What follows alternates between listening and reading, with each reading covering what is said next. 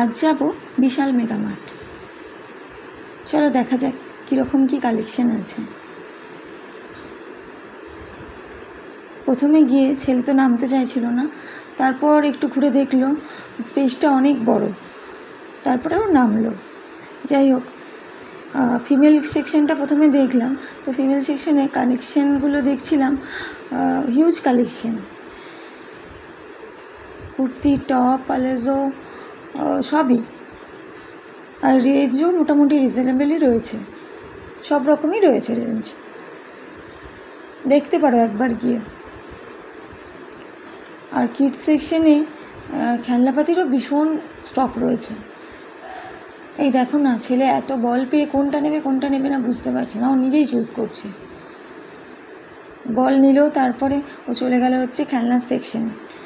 কিডসের টয়েজের সেকশনে অনেক কালেকশন আছে, সেখান থেকে কিছু খেলনা ওর জন্য নিয়েওছি, আর কয়েকটা জামা কাপড়ও কিনেছি। তো খেলনা ওর যেগুলো ভালো লাগছে সেগুলোই নিয়ে নিচ্ছে, তো সেখান থেকে দেখে শুনে কিছুগুলো নিয়েছি।